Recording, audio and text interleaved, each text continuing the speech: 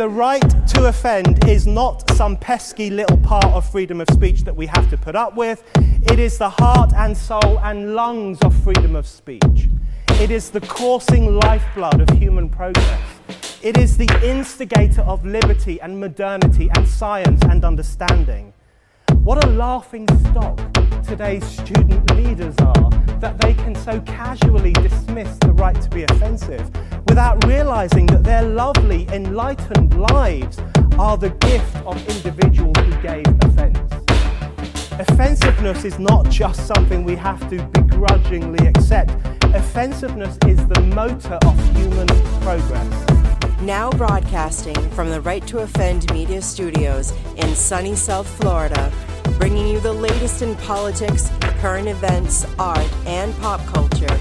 This is the Whitfield Report Live with Sam Whitfield. But giving offense is good. In fact, it's essential.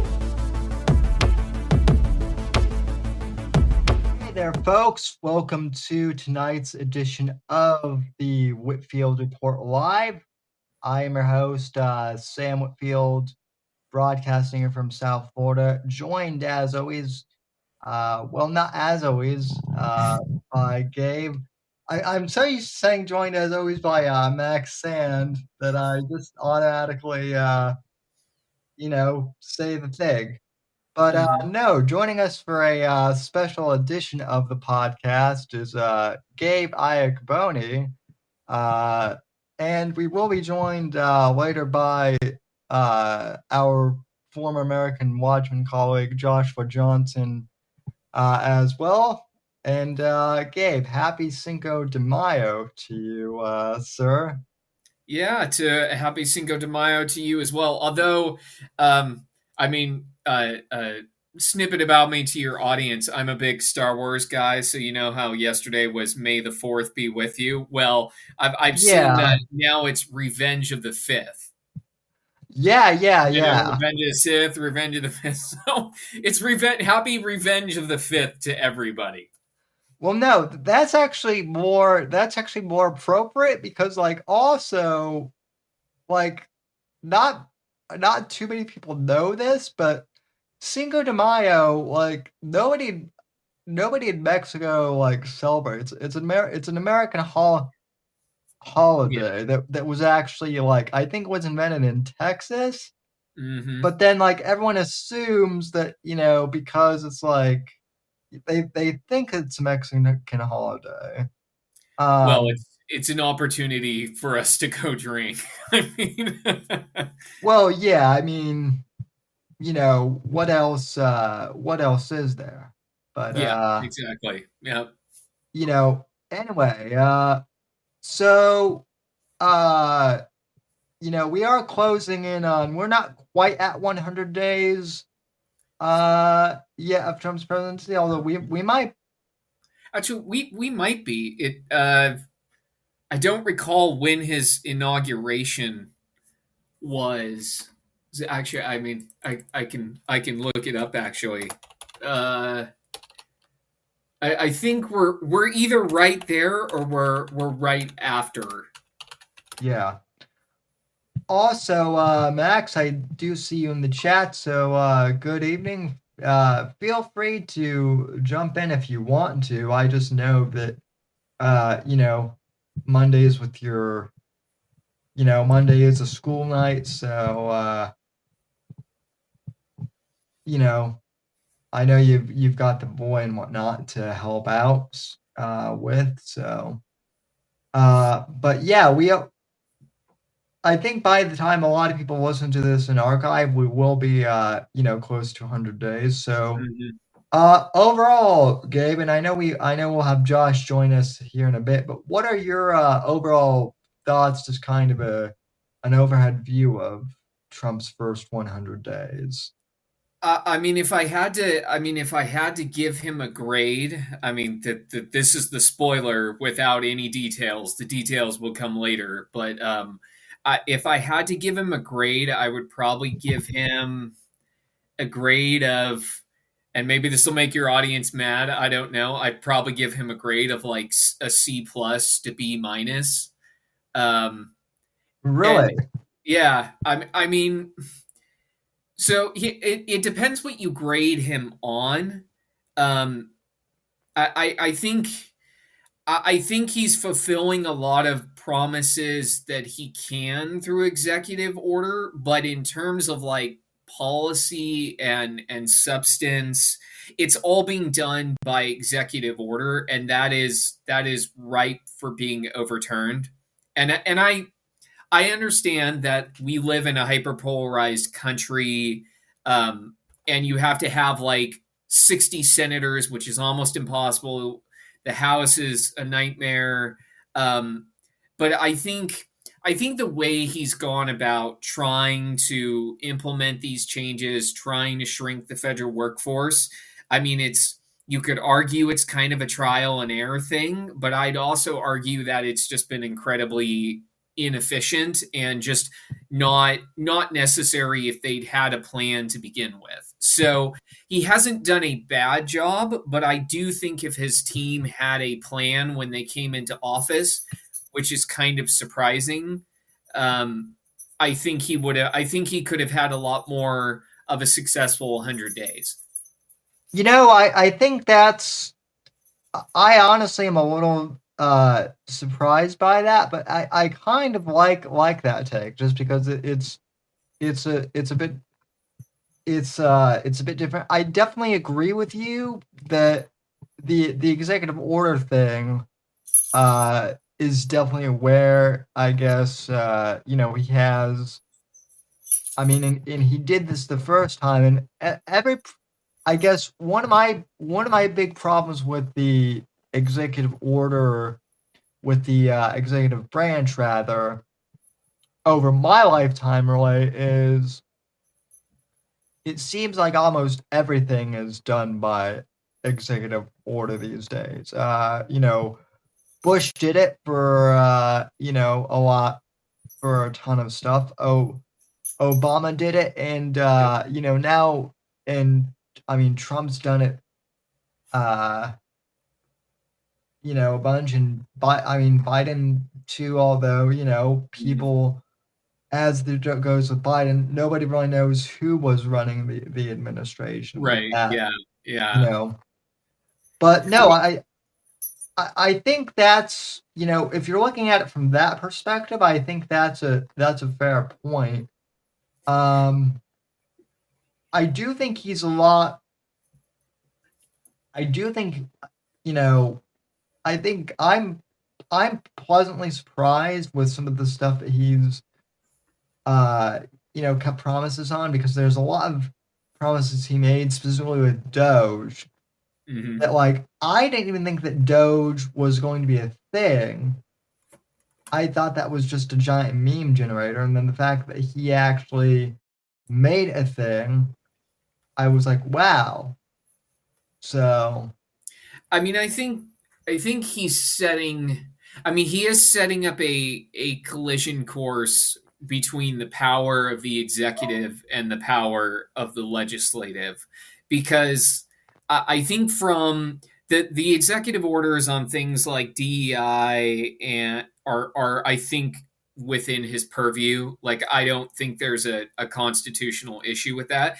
The yeah, question the question I think, and his team is very deliberate. I mean, I will admit, his team had this plan going in. It's very clear that they want to have a case go to the Supreme Court where the question is posed: can the president like halt or stop spending that Congress has appropriated and a prior president has signed into law? well, I mean, a lot of that stuff was. I mean, a lot of the DEI stuff was done via executive order to begin with. Yeah. In the first place. And I also think that, like, a lot of the U.S. aid stuff that was like nobody even knew what that was Oh yeah. until, like, even a lot of liberals who are now like trying to defend it, they didn't even know what U.S. aid was until, like, 3 months ago. And Well, and so there's the I can't remember if it's buried in I can't remember if it's not buried in ARPA, but the like $20 billion in the I'm blanking it the the big like the big bill that they passed that Joe Manchin was the deciding vote on. It was the um it was, I can't remember what it's called, but there's like a $20 billion slush fund that they created for the Department of Energy that went to like these 8 liberal nonprofits, and Stacey Abrams like benefited significantly from it. Yeah, Um, yeah. I mean that stuff is perfectly fine and valid. And if you get a new secretary coming into the Department of Energy and they want to investigate it and they don't want to spend it, like that's there. I don't think there are any issues with that, and I don't think that there are issues with doing audits like that and cutting that spending or determining like we're not going to allocate this because it's just not cool, like it's not legal. Um, I think stuff like that is really cool to see where I think I take issue with Doge and how it's been implemented is it's just been kind of lazy. Like they have rolled out all these cuts, but and then they step them back. So the concept of Doge is really cool. Like here in Idaho, we actually like the legislature passed like their own version of Doge, which is it's kind of a joke because it's legislators who are going to be doing it. They didn't Yeah. actually make any agency actually do it. So they're going to sit in meetings and do nothing. But the concept of Doge is really cool if it's implemented effectively.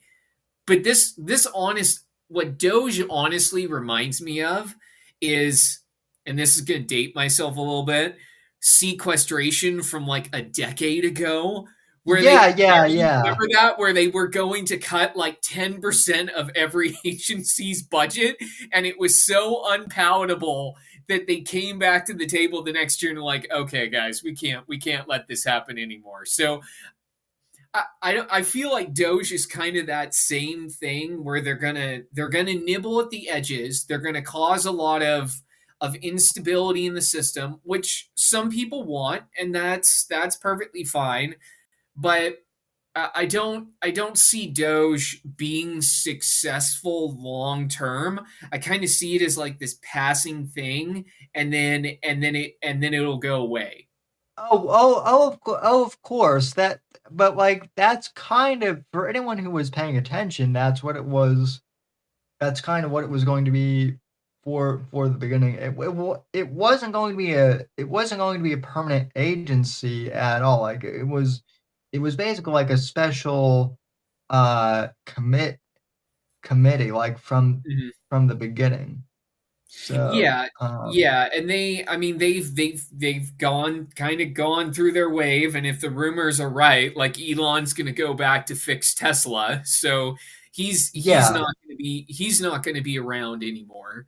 Um, but I mean, this is kind of the issue for like both parties and their coalitions is the only way that you're going to sustainably address the deficit is you're going to have to tackle entitlements. And for many reasons for the parties coalitions, I don't see that happening Yeah, because well, touching entitlements is still the third rail of politics. and we've talked about that. Like, shoot, even going back to the American Watchmen Yep. Yep. days. I mean, it was true a decade ago, and we talked about, and it's true now. Nobody wants to cut the entitlements even a little bit. Mhm. On either side. Yeah, the Republicans may posture about it when like during election season, but it never happens. Now, I will say it again. This is going back to the DEI to the DEI stuff. I am glad that like for instance, uh, there are reforms that are saying, yeah, transgender surgeries are not going to, Mhm. be covered under Medicaid or Medicare because they're not actually medically necessitative, I guess. So Yeah. there are things like that are good, but like, yeah, you're not gonna. We have so many baby boomers who are retiring now that Mm-hmm. you're not gonna cut Social Security.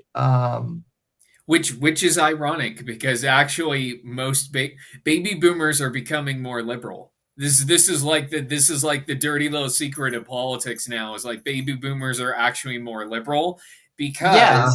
because the joke or the truism in our politics for like since Ronald Reagan was like Republicans were the party of like the business class or consistency, and so therefore boomers loved them because if you're at retirement age or you're near retirement age, you don't like instability because then you're like, oh, you're cutting my the programs that I paid into my entire life, like my 401k is going down.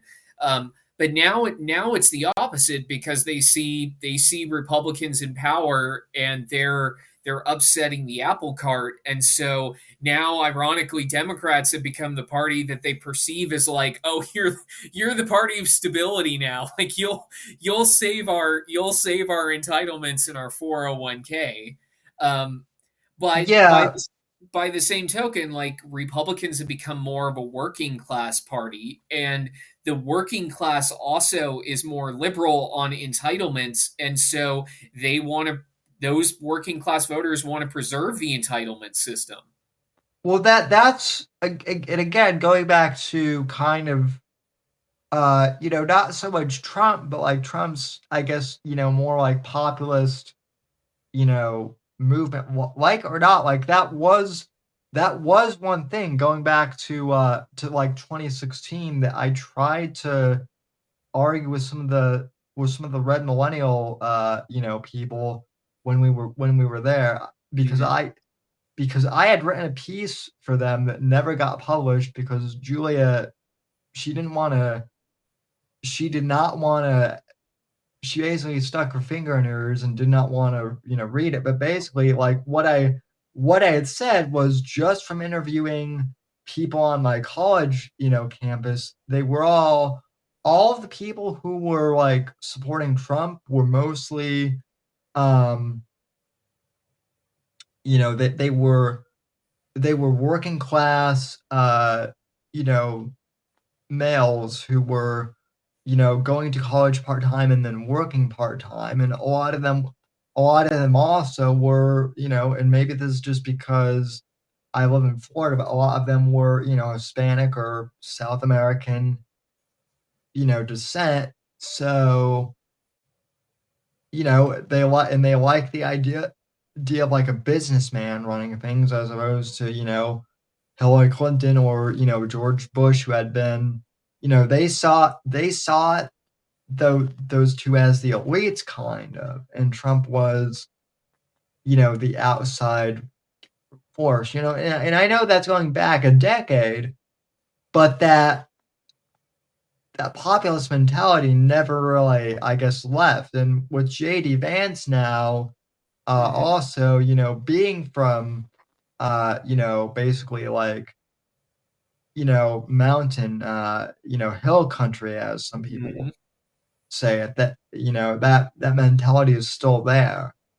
um Yeah, I mean, I mean, on JD, I think that he actually, I mean, like he's the one who's going to carry forward Trump's mantle. yeah.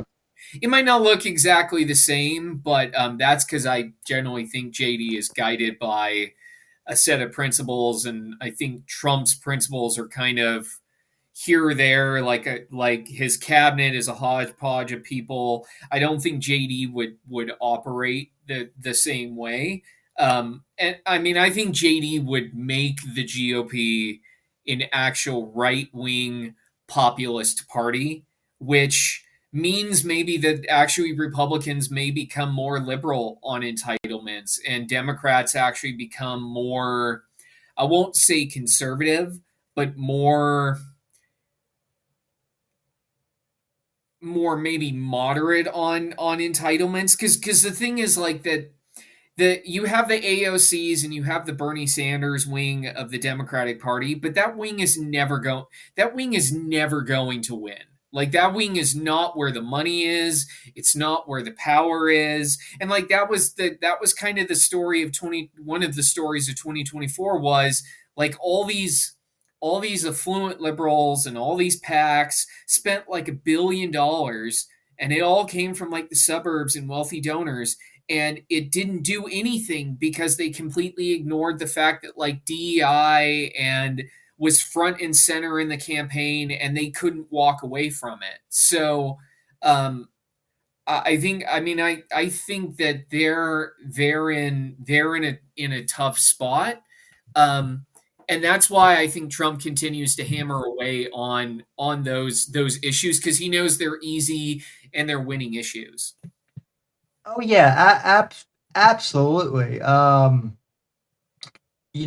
think like to that end though, you're right that like the mainstream like average everyday Democrat is not the elite, but like even Bill Maher has admitted even just last week that like that elitist, like the AOCs and the Bernie Sanders, the really elite ones who like to more like preach to everyone, those are ones that like run the DNC now. And even though they're losing, at least the people who run that party, they haven't woken up and realized that like they need an attitude to change. The thing that really the thing that I guess really kind of messed the Democrats up last election, and we kind of talked about this the last time you guys were on here, but they kicked two like major individuals out of the party that could have been like the more moderate voices at the time, and that is Tulsi Gabbard and then RFK Jr. And yeah, I know some people think that like RFK Jr. is a quack, but like he's more moderate on like a lot of other things, aside from the vaccines and whatnot, than a lot of other Democrats are. Yeah, for sure. I think Trump has brought in, Trump's cabinet is very, I'll say, interesting, in terms of the fact that they kind of run the gambit of the ideological spectrum. Yeah. Because you have like hardcore conservatives like Pete Hegseth, but then you also have people like RFK who are not hardcore conservatives. And I like his USDA pick. I think that's Brooke Rollins. Like she's more moderate, so that's why she's like going along with RFK's like goal to ban artificial food dyes. So there are snippets of like populism, right-wing populism, in some of the efforts that the Trump administration has done within the first 100 days. It just hasn't been, 100 days is not very long, let's be honest. No. It just 100 days is honestly not enough time to actually even really do anything, but you're starting to see some of the snippets of right-wing populism come out of what some of the agencies are doing, like banning food dyes. Like that's a anti big business food corporation, because there's like 4 food corporations in this country that own a bunch of other subsidiaries, like they control 90% of the food market. It's not a benefit to them to take away artificial food dyes, because they have to change their entire logistics chain and come up with new ways to color food. You also see it like with Trump's plan, or the administration's plan to renegotiate drug prices through Medicaid. they're negotiating with the pharmaceutical companies to have like the generics of weight loss drugs have a set rate through Medicaid. That's not a benefit to pharmaceutical companies. So I think you're somewhat seeing that right wing populism come out where it is going after specific companies that I would argue deliberately like price gouge, who have Yeah. monopolies, and it actually does create distortions in the free market. So from some perspectives, you could be like, this is actually a conservative using the power of the government to actually regulate the market and make it more free. And those are all things that I actually personally support. Like, I think it's perfectly fine to ban food dyes, and food companies should deal with it. Like, they have the ability to do it. They've had the ability to do it for 20 years. Like, they don't want to Yeah. do it. The same with pharmaceutical companies. Like, they've had the ability, they've had the GLP-1 drugs for like 20 years. They've never made generics on it because they don't make as much money on generics. So, like, if they want to get in on the Medicaid market, which is a huge market, there's a lot of people on that program, then absolutely the government should kind of be able to dictate to you what it's going to pay you. You'll still make money. You just don't get to make $1,000 a month on an overpriced, non-generic drug. Like, so, Right.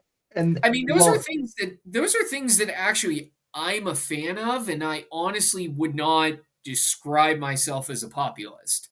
yeah, well, and then I mean, I wouldn't necessarily describe myself as like a pure populist either. I would definitely say that like I am more of like a MAGA conservative. I've always identified myself as more like a conservative, as more of like a conservative libertarian, which is essentially take Trump's name out of the MAGA movement. That's kind of what this current wave of conservatism is by and large. Is it's it's more like a conservative libertarian hybrid that we had like 10 years ago. I mean, and I would also say like it's interesting that you bring up like monopolies in the food and drug, but like one area where I'm focused on, particularly because my background is in tech specifically, you're starting to see too like the FCC chair, whose name I can't remember right now, like they're talking out getting Google to like split, to like divest YouTube and make it a separate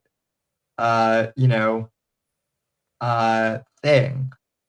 Do I think it'll solve like YouTube censorship or anything like that, like some conservatives are saying? I'm not holding my breath on that. But I definitely do think,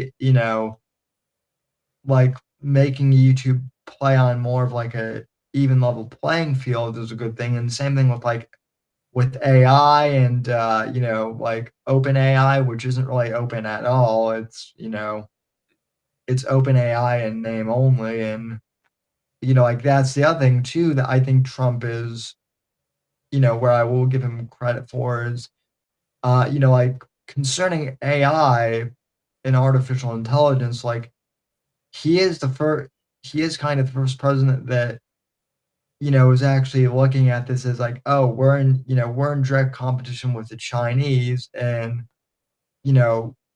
we need to learn how to harness this for ourselves. Otherwise, the Chinese are going to dominate us, and it's not going to be good if they control AI.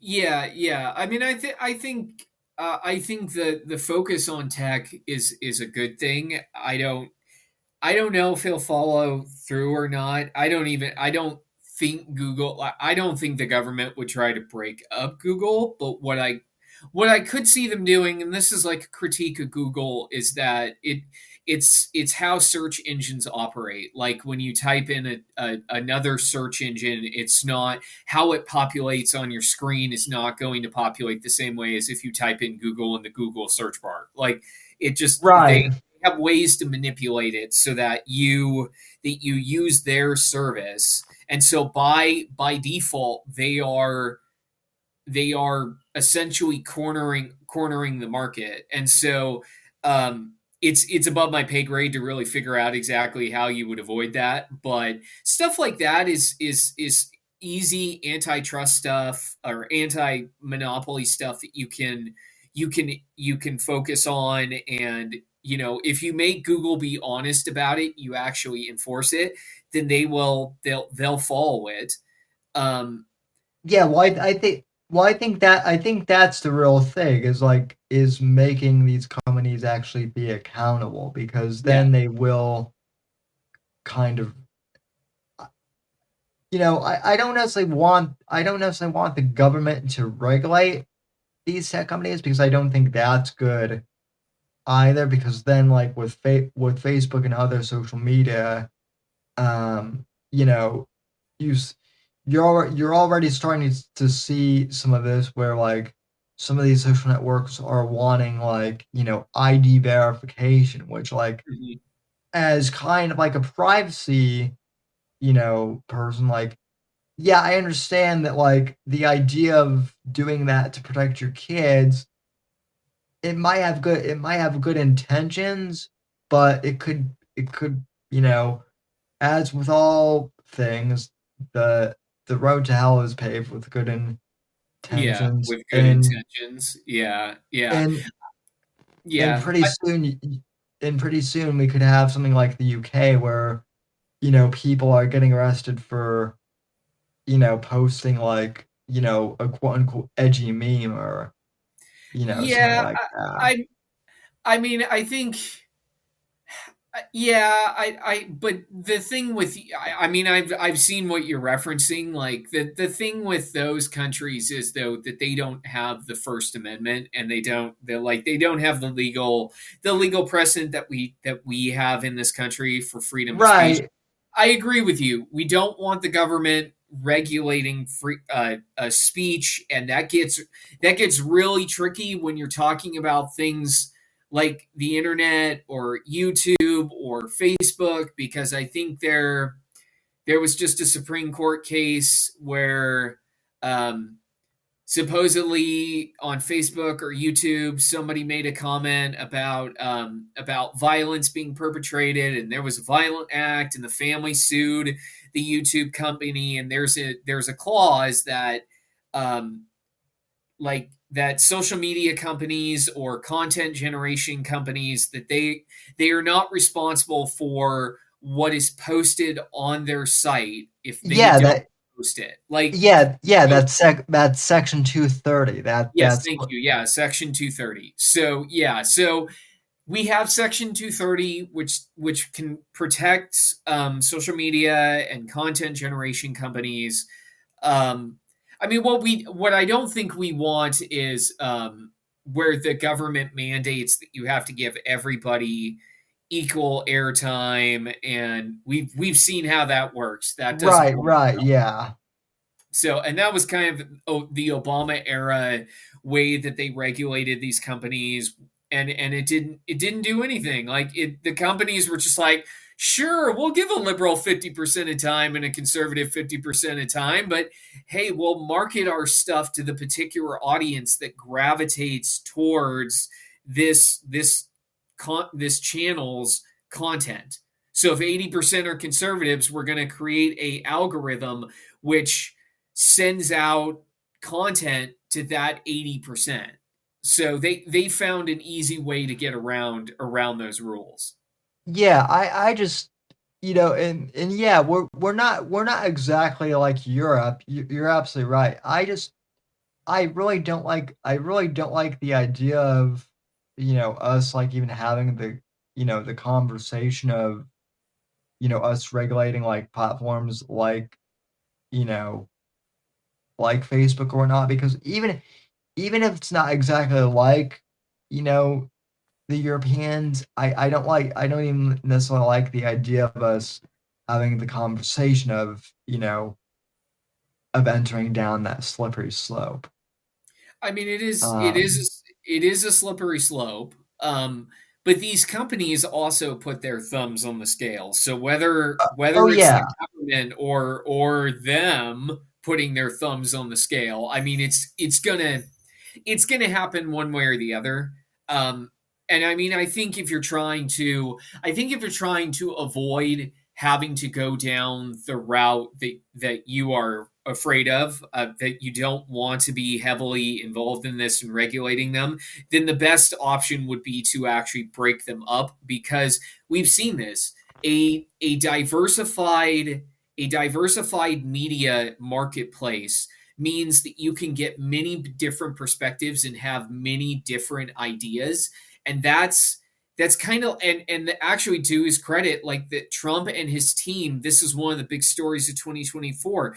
They understood that diversified media ecosystem, and they went after specific pockets in that ecosystem, like the Joe Rogan podcast, JD Vance doing like all these YouTube interviews with right wing podcasters. Like they understood that the media ecosystem now is so fractured, that you can go after specific pockets, and you can use the way the marketplace is structured now to your benefit.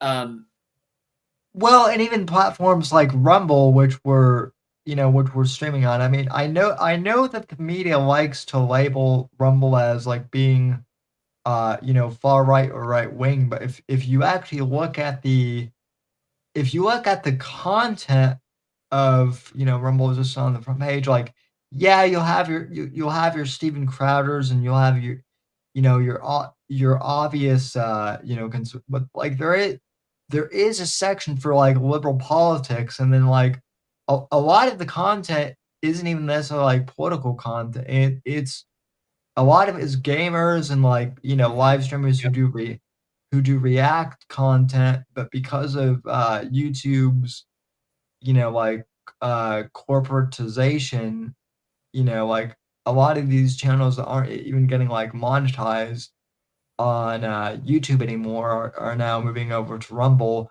And so it's more like, again, it's like it's that thing where like the free market definitely did solve for that. Yeah, So yeah. I generally think that when liberals complain that they're like, "Oh, this site is full of like right wing nut jobs," it just means that they know that they lost. Like they know that they have lost the battle. It's like the Joe Rogan podcast. It's like Joe Rogan is actually, if you listen to him, and I haven't listened to him a ton, but I've listened to some of his stuff. He's kind of a middle of the road guy. Like, but he's portrayed as like this nut job right winger, and it's like that's not who he Joe Rogan is. So if you're a liberal and you're complaining that like Joe Rogan is a right winger, to me that just means that you know that you've lost that particular audience, and you know that you can't recreate what he created. the funny thing of it is like I wouldn't honestly say I've been listening to Joe Rogan since the very beginning of his show, but like I've been listening since like 2010, 2011, which is closer to the beginning of his show. And he used to be like very like I wouldn't say like left wing, but like he definitely was more liberal back in the day. And then but like he's always been a guy who uh has wanted to talk to everyone. And so like, famously, like he like he's been friends with like Alex Jones since the 90s, and he's always said, yeah, like Alex is a crazy out there guy, but I love him. But then when they w- but then when the left was like trying to say, oh, you know, you can't have, you Joe Rogan can't be friends with Alex because of Sandhook, like Hmm. that was kind of like one of Rogan's like, well, I've known the guy for 20 years, and Yeah. like I don't think he's an actual, like just stuff like that. Like them, like I think them, telling Joe that he can't talk to XYZ, it's like, it's like, what, wait, what? So I think it was kind of again, and again, you see this with the left over and over again. They push. It's not so much that the right took over; it's that the left pushed so many people.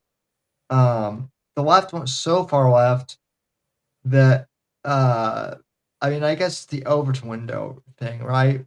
The Yeah, left went so yeah. far to the left that anything more to the center is now considered like right wing. Yeah, yeah. It's they have become the mob mentality. They're just a mob mentality that shrouds themselves in righteousness. Yeah, But anybody outside the mob is like you're just a bunch of crazy people who pretend that you're enlightened and your cause is just, and you complain about that the ends justify the means for anybody else, but you can't see that you do the exact same thing, that you're raising your pitchforks and throwing the fire into the castle to burn it down. You're doing the exact same thing to people that you claim that the people that you oppose are doing. So it just, to the outside observer, it just looks like they're hypocrites and that it's just a mob mentality. yeah. Well, so getting back to the Trump administration and you know, one thing I know, so I know that specifically like you're more of an economics guy. So I'm curious to know, and I kind of I don't want to assume anything, but um would your rating with Trump have anything to do with the tariffs by chance? What's your whole opinion on that? Since like I see, tweets on that almost every day. It's I mean, I think there's my I think there's two schools of thought, and then I'll kind of give you my actual opinion. I mean, the first school of thought is that it is to bring jobs back to America. It is to like undo unfair trade deals that we have. The other one is actually that it can bring in additional revenue for the government, which kind of is kind of like a backdoor VAT tax, yeah, value added tax like Europe has. I mean, I think I'm not opposed to the idea of tariffs because let's be honest, we've had tariffs in this country for, oh gosh, since World War II. Like the chicken tax, like so this country, like for all the free market that we portray, like the reason why GM and Ford and Chrysler, like the reason why they have a corner, or Ford in particular has a corner on the pickup truck market, is because we have the chicken tax, which made it prohibitively expensive for companies to actually sell pickups in this country. In fact, it's still in effect. Like it's a 2.5% tax on if you sell a pickup truck in this country, but you're not a domestic automaker, you have to pay more. So those companies have found ways around that to keep their trucks competitive in price with the domestics. But George W. Bush, he had tariffs on aluminum and steel, but that was a very targeted. Obama carried that through. Biden carried it through. Trump carried it through. So I think tariffs that are targeted can be effective. I'm not a huge fan of this kind of like blanket, we're going to tariff everything, and then we realize the economic impact of it, so we're going to walk it back, but then we're going to do more tariffs, and then we're going to walk them back. So I think the administration is looking for wins with the tariffs, and then they'll start to walk it back. I just think it was very rocky to start. I think i think now the things have calmed down a little bit. Yes, I mean tariffs are going to make things more expensive, there's no denying that, but I don't think the administration is going to handle tariffs the way they did at the beginning. But again, that goes back to my whole thing about like they should have had it. My opinion is they should have had a plan for this at the very beginning. And they should have been like, we're going to do a 25% tariff on auto imports, and we are going to, and that includes Canada and Mexico, and it includes, well, just everybody, and then have everybody come to the table, put it off for 3 months so negotiations can occur. And then after those 3 months, once the deals are made, then you drop the tariffs on the countries that you have agreements with, and then you keep the tariffs on countries that you're either still negotiating with or that didn't come to the table. And they kind of have done that. Like, they've done the 90-day pause on those tariffs for most countries. I just think the rollout was rocky. So I'm not opposed to tariffs if they're implemented and utilized effectively. I just don't think that they have been implemented and utilized effectively until recently. Fair enough. I mean, my whole thing, and again, like I'm not as much of an as much of a of an econ guy as you are, but I look at the tariffs and people saying, God, things are so expensive. And honestly, like, I have to wonder how much of that is actually due to the tariffs themselves, or if we're still dealing with like leftover Bidenomics, because the thing that I find kind of hilarious is all these, I mean, it's almost become a meme now at this point, but it's like, during Biden's administration, everyone was complaining about the price of eggs, and yet like the left was like, duh, shut up about your egg prices. We need, to send more money over to Ukraine. And then all of a sudden, Trump gets into office, and then the left is like, hey, about them eggs, they're really expensive, and now with tariffs, oh my God, they're becoming much more expensive. And I'm like, well, how much of that it was actually because of tariffs? And oh, by the way, now you guys are noticing the price of food is getting expensive. Come on, right? It's kind of, so here's the funny thing. It is amusing to me to see like wealthy liberals, on social media, turning around and be like, look at what you voted for, MAGA. Like, things are super expensive. I don't recall them 2 or 3 years ago also criticizing themselves for voting for Joe Biden and inflation being 9%. And it's kind of ironic that the people that can afford like the inflation that tariffs could bring are the ones then criticizing the people who just went through the prior inflation and being like, well, you could have voted for the party of that raised your prices 9% prior. Like, haha. No, and that's why I've literally like replied to some of them, because they're like, oh, well, Sam, you voted for this, and I'm like, actually, I mean, didn't you guys vote for the guy who jacked up prices 9% and like had inflation 9%? I mean, it's like, yeah, we can quibble over whether an apple is an apple or not, whether it's the color green or the color red. But the other thing too is, and this is a sign that they don't really understand tariffs, is it will take tariffs like 90 days to filter through the economy before you actually see a price increase from a tariff. So just take cars as an example. Like, for certain brands of cars, they have like a day supply of 100 days. So that means that a dealer, the cars on their lot, they estimate it will take 100 days to sell every car on their lot.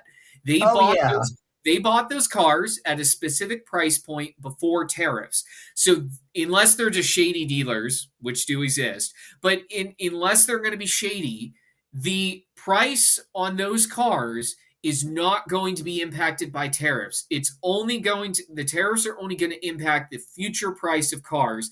And it's the same thing throughout the entire supply chain, where unless somebody bought a doll, from X country, a week after tariffs were announced, you are not going to see that price increase on that doll until it's actually on a store shelf. And considering they have to come across in like giant ships, it's going to take 60 or 90 days for that thing to get on a store shelf. So any price increases that we're seeing now are not due to tariffs. That could change, but not currently. Well, the other thing, and again, this is specifically going back to kind of my field of expertise with technology. A lot of like, tech manufacturers, like with computers and tablets, there was the whole chip shortage, during COVID, and in some countries, you're still seeing the effects of that because, like or not, some of those countries, even parts of China, where the chips are manufactured, they're still dealing with the effects of COVID,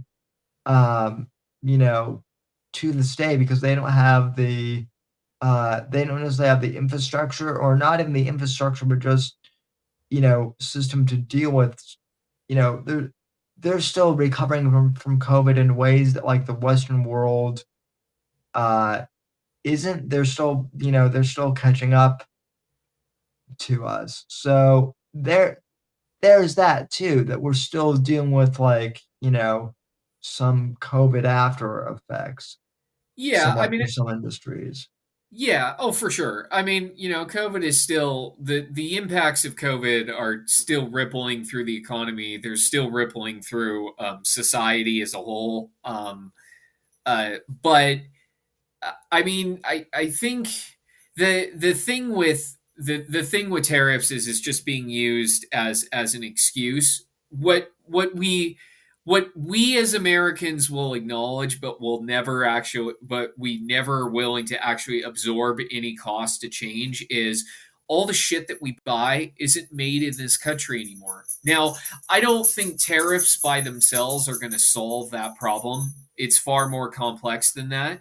But if you really believe that shit should be made in America and you should buy it, then yeah, it's going to cost more and you need to pay more.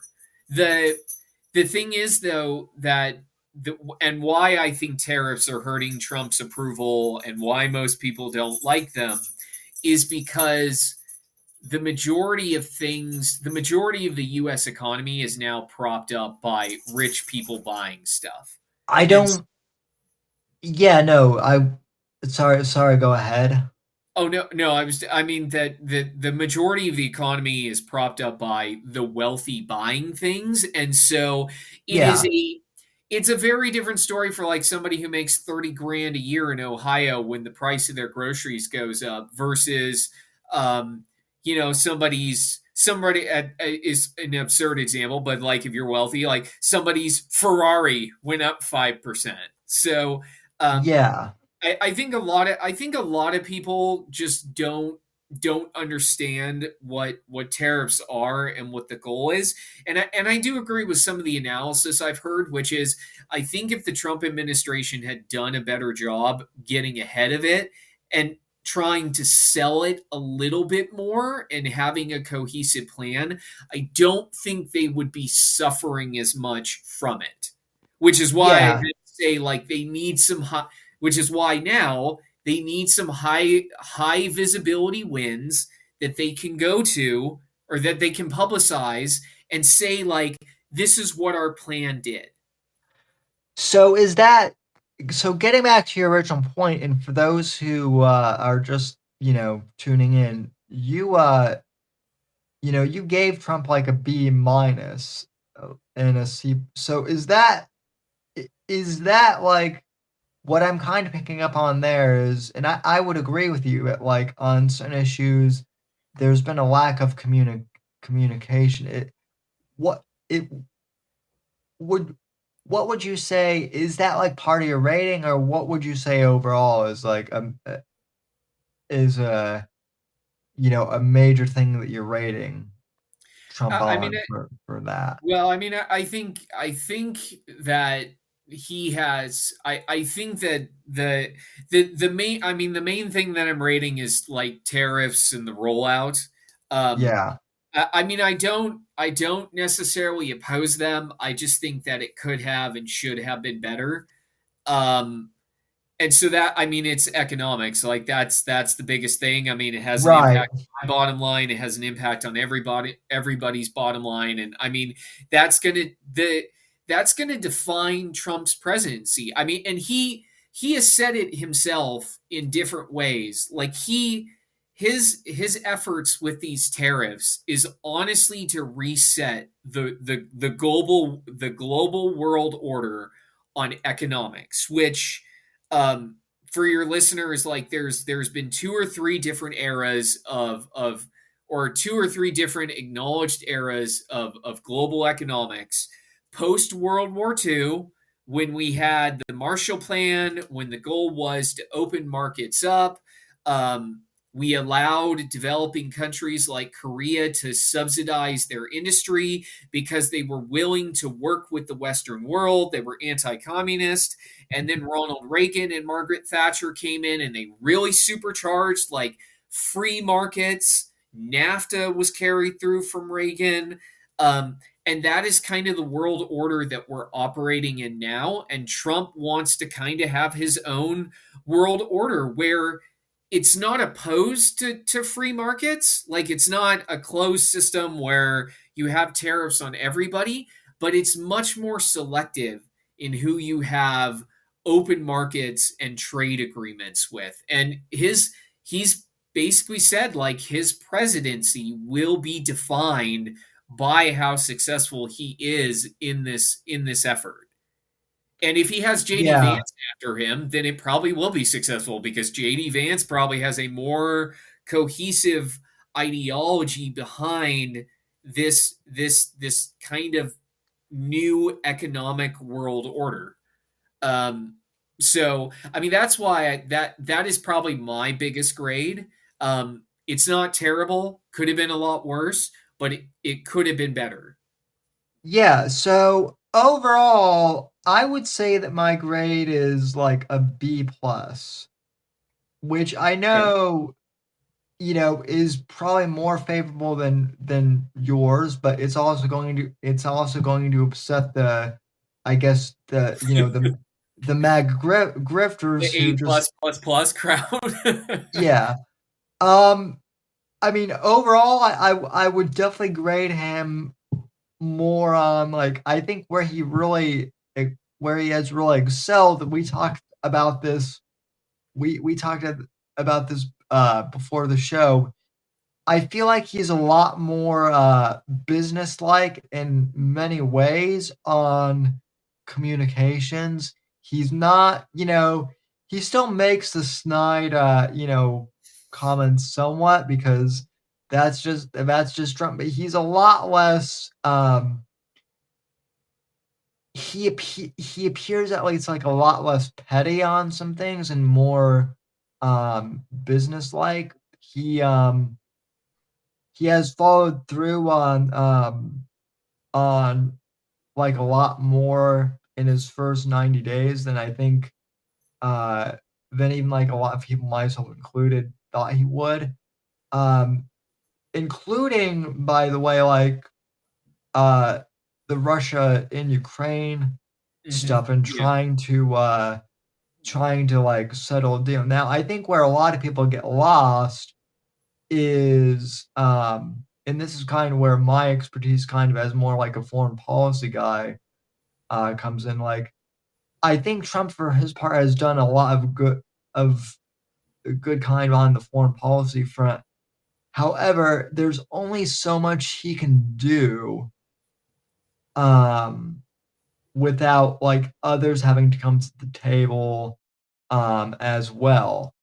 Um Most notably, like I think him putting his foot down with Zelensky and saying, no, you guys are going to give us something, in exchange. We're not just going to keep, giving you billions for nothing.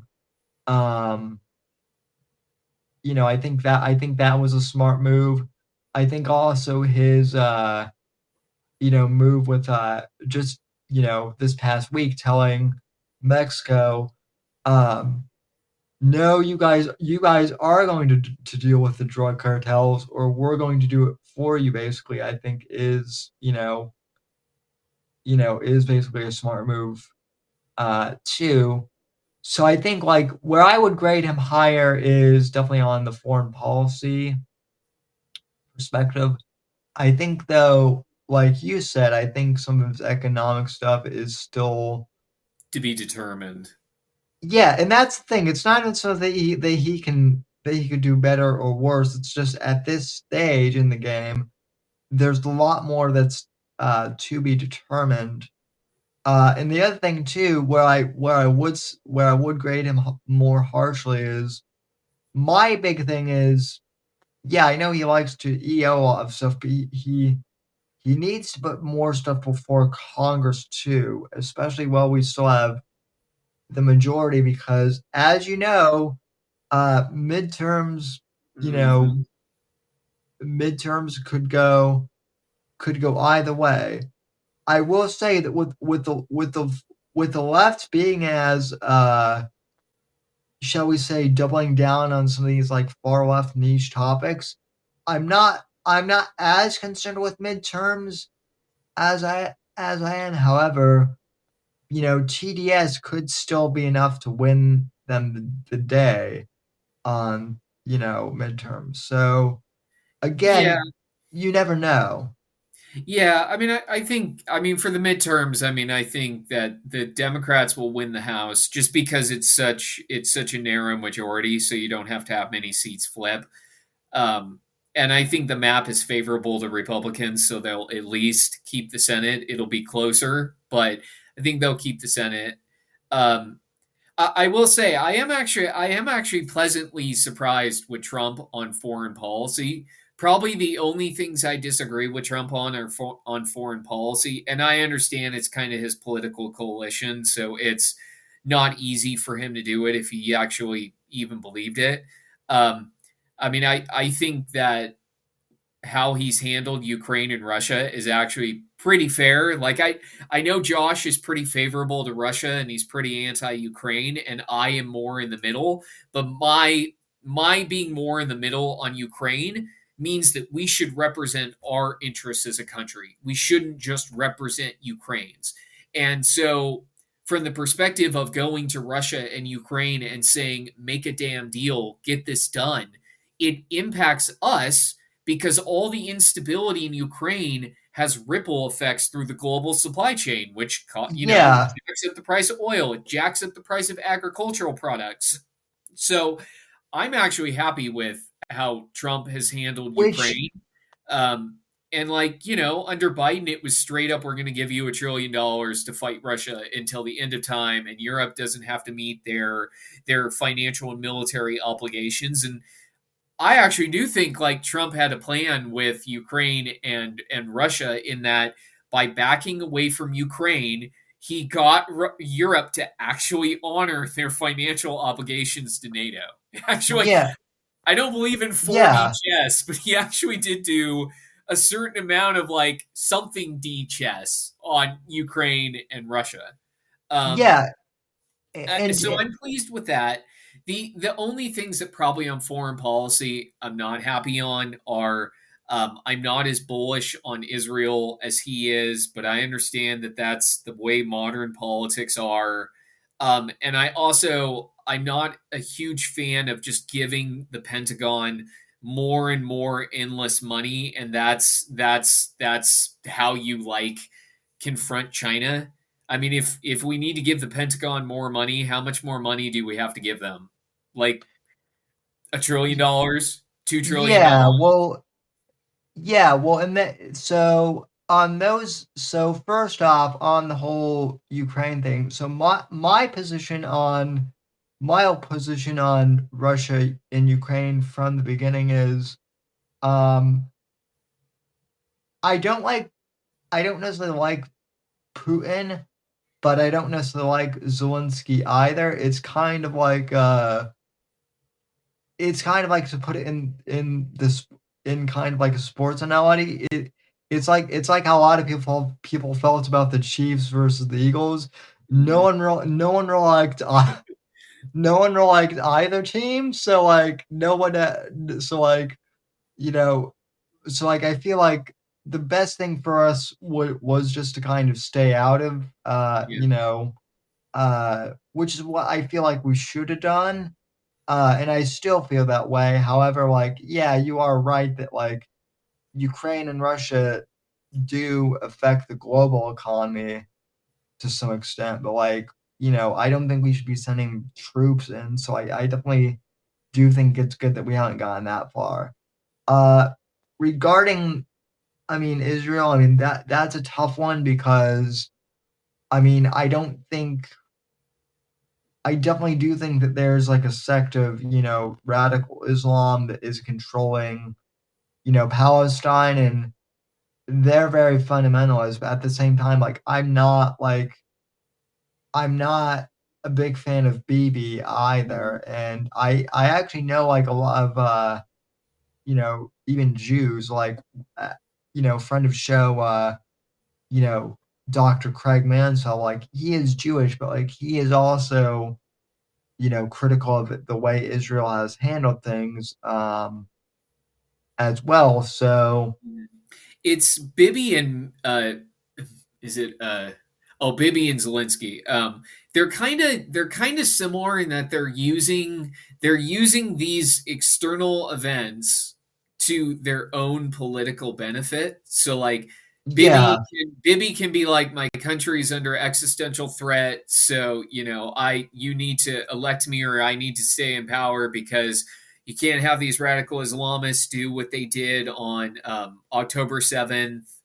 And Zelensky is using like the Russian invasion is like, I have unlimited authority. I'm going to stay in office. Like they're they're using these crises to further their own agenda, and that is just, and by us supporting them, less so in Ukraine, more Israel. By us supporting Israel, as an example, it benefits Bibi in doing this.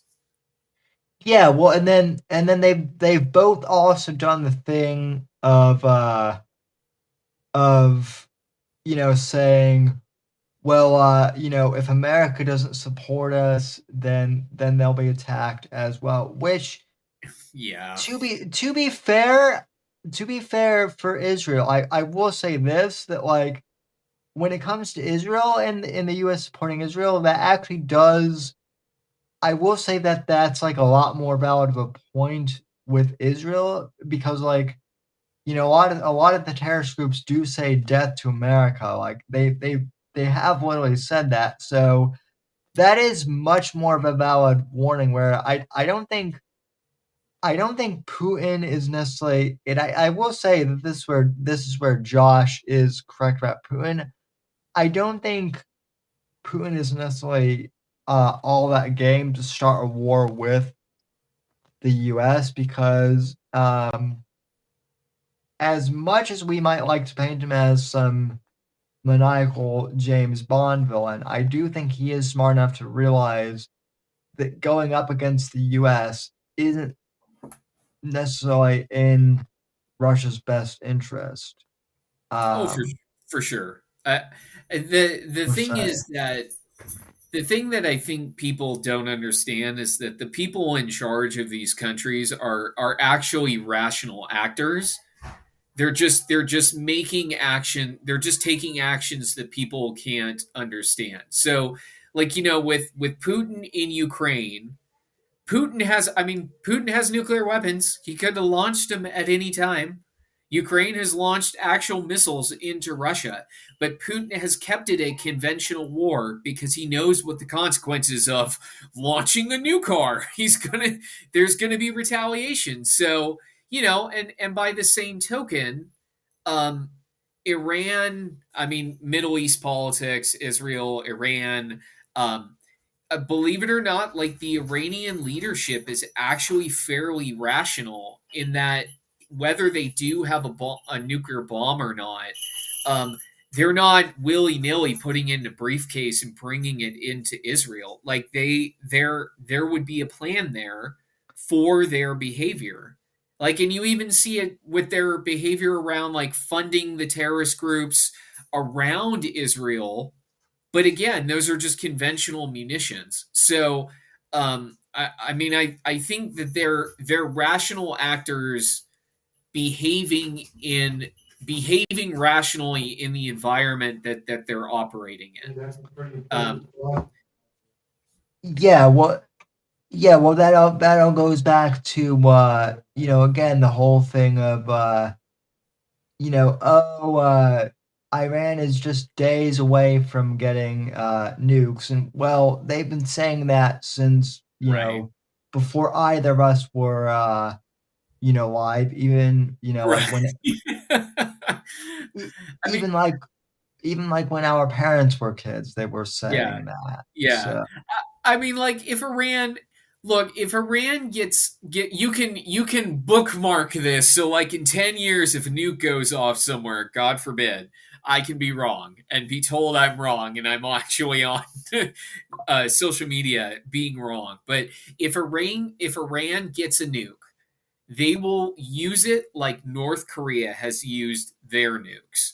They will test them, they will announce to the world that they will have them, and then they will maybe threaten to use them, but then they'll make a deal with the West, and the West will subsidize them in the same way that the West subsidizes North Korea, and it'll just be used as like, almost like a blackmail thing. But they're not going to jeopardize that by then smuggling a nuke into Israel or the West, or at least leadership won't. they're not actually going to carry out the Call of Duty, you Yeah, know, the jihad. Yeah, the yeah. So I mean, like, and again, like that, it's interesting that they bring up like North Korea too, because like I remember during the Bush administration, like that was that their was like thing.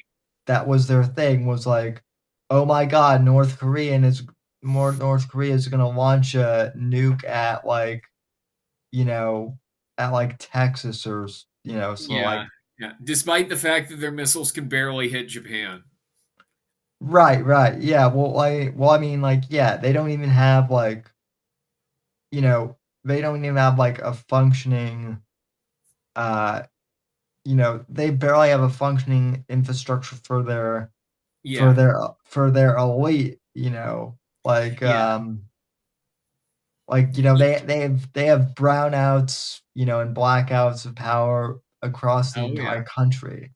And So the majority of their country lives in poverty and is starving. I mean, like people join the North Korean military to actually get food, so they're not starving. Like you don't join the military to avoid starving unless it's a really bad place to live.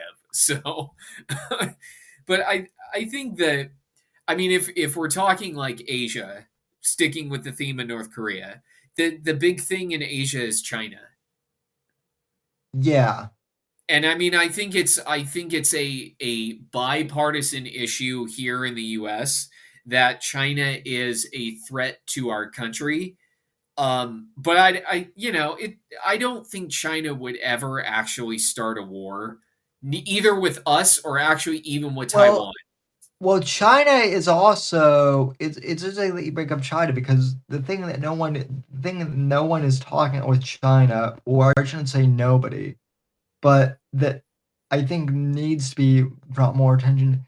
People want to talk about all the quote unquote trad life people here want to talk about, oh, the US is declining birth rates, and how much of a concern that is.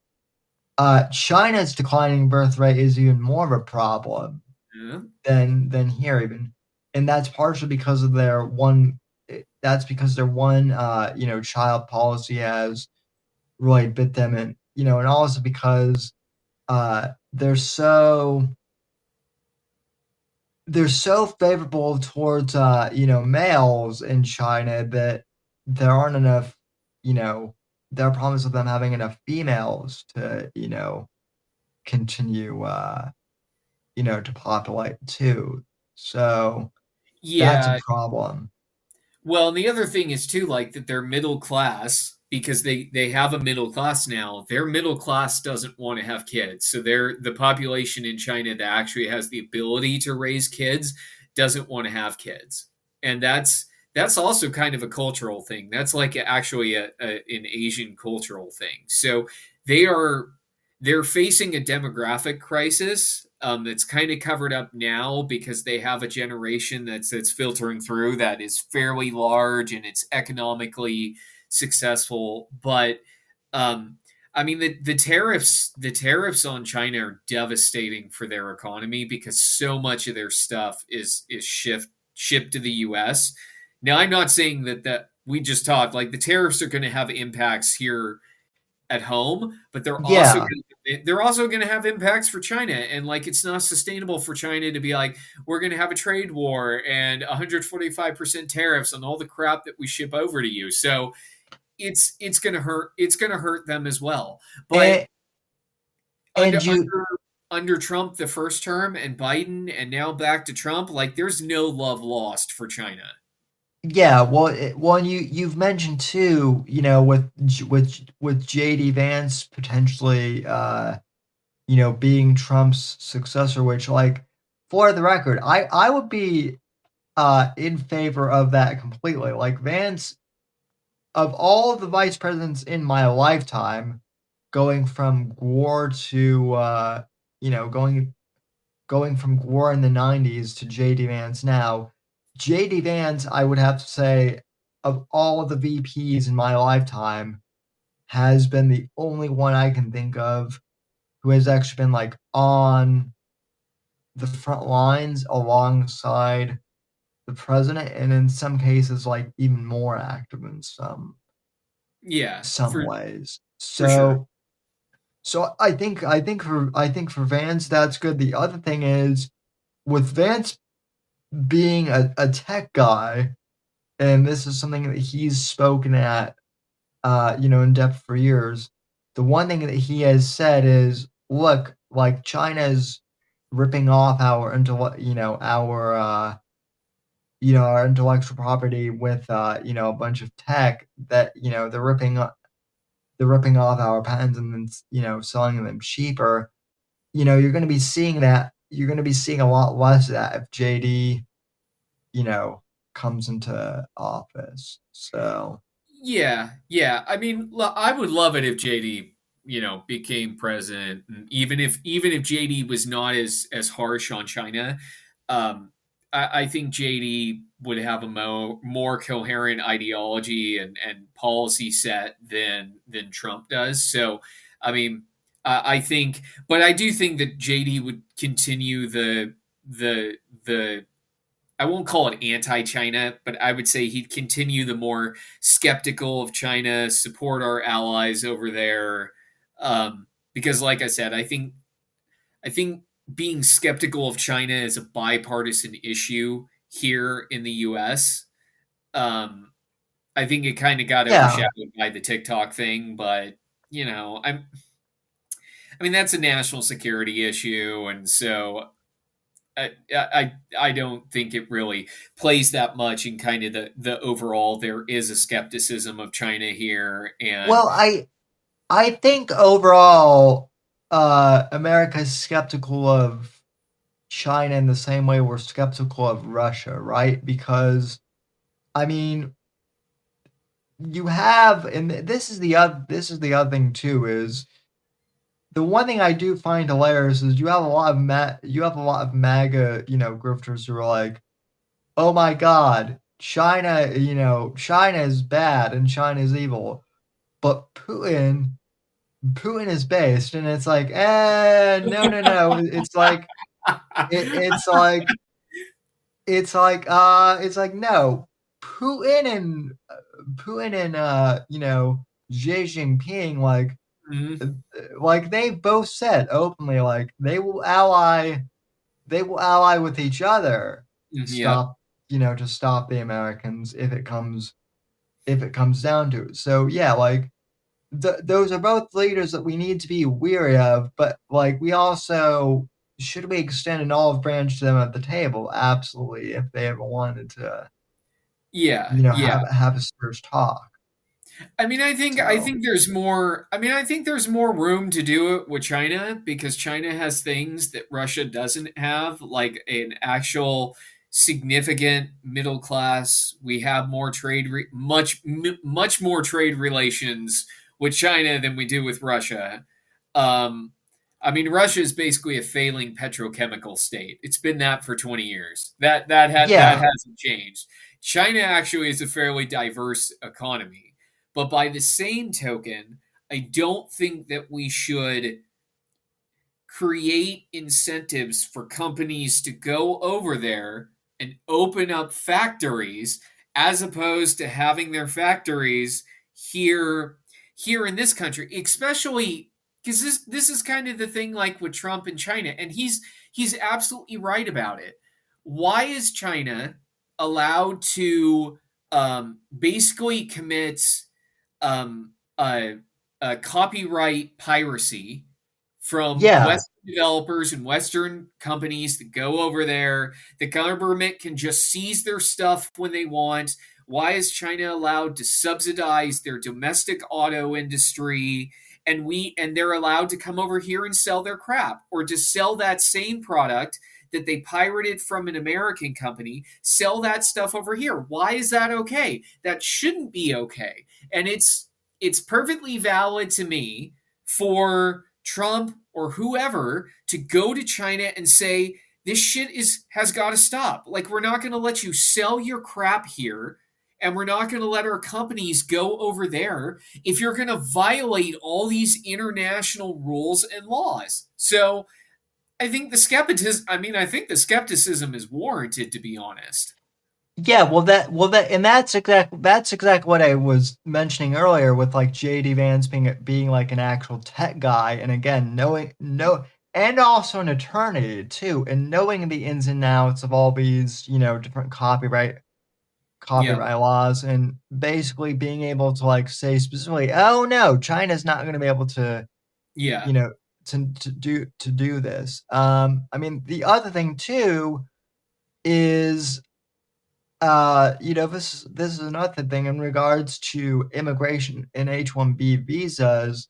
Like that's another thing where I think like people thought Trump was crazy for this, but like Trump proposed that law.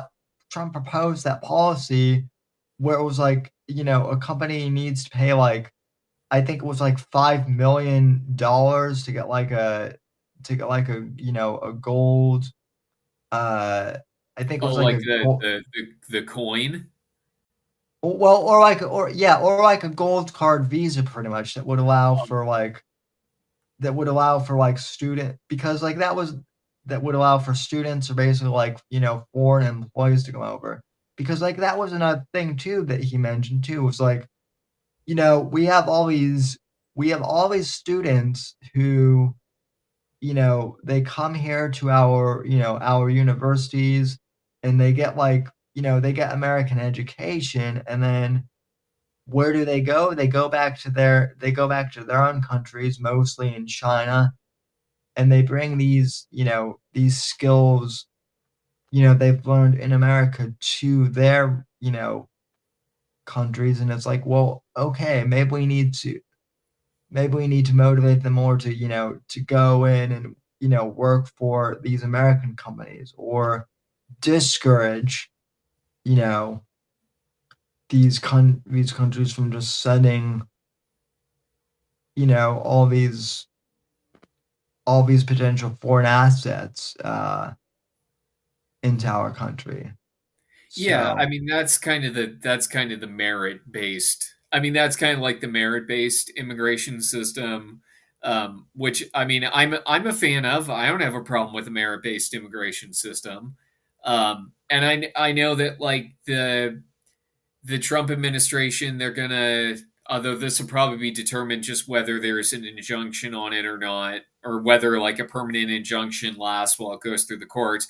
I think it's either this month or next month that the Supreme Court had agreed to hear the case on birthright citizenship.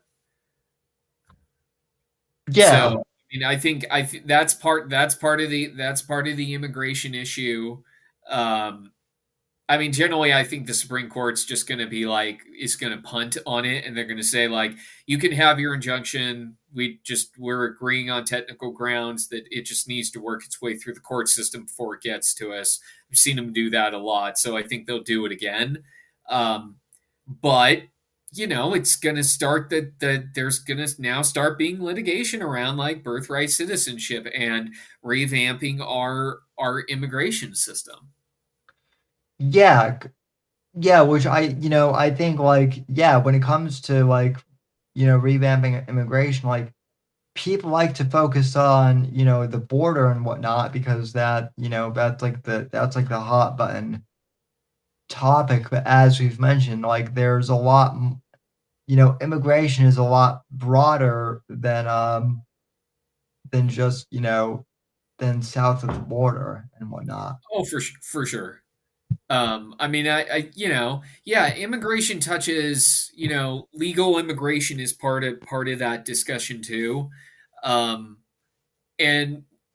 it's kind of funny. I've seen on social media, like liberals be like, oh, well, actually illegal immigrants in this country are a cash cow because they pay into Social Security and Medicare and they pay income taxes. And it's like, yeah, except their money goes out of country and they also get free health care. So they basically bankrupt all the local municipalities that they're using their programs for. Like, it's not free for a town in Texas to provide public education to illegal immigrant kids. Like, it's not free when you walk into an emergency room. So really, are they really a net benefit? Like, and even if they are a net benefit, let's be fair. Let's use the hypothetical.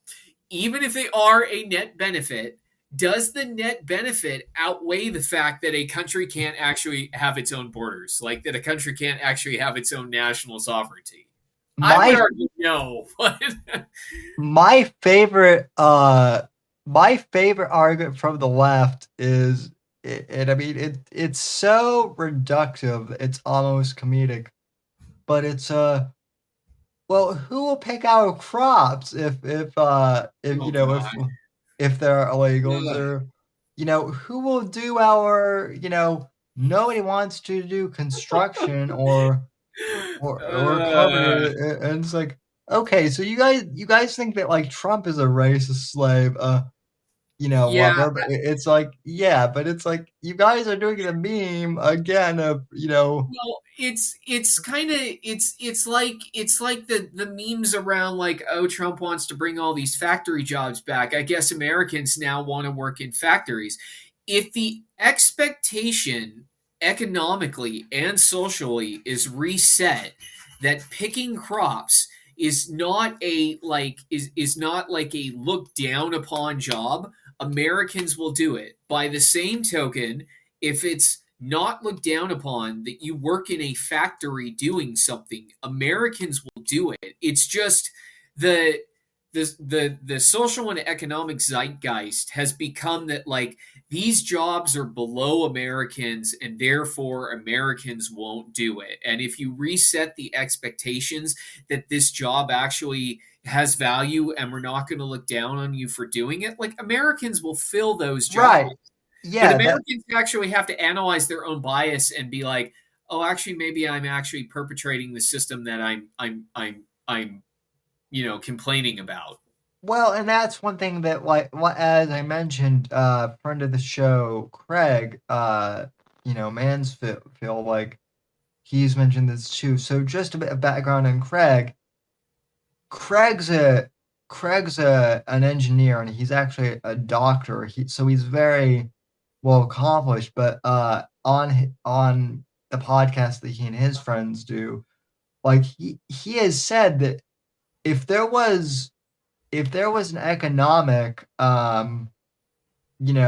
if there was like if there was like an economic incentive for him to work in a factory or something that would be competitive with him being a chemical engineer, he would absolutely go and like work in a factory if it were competitive. The problem is that like a lot of these, factory positions, even at like an upper management level, are not that appealing economically for Americans, and they're not worth, the risk. So, I it's mean, not I even I mean, it's I not think. Oh, go ahead. Sorry. it's not even that Americans aren't willing to do tough jobs. It's that, a lot of these jobs are not economically worth it for Americans to pursue at this point. I just for some people, yes.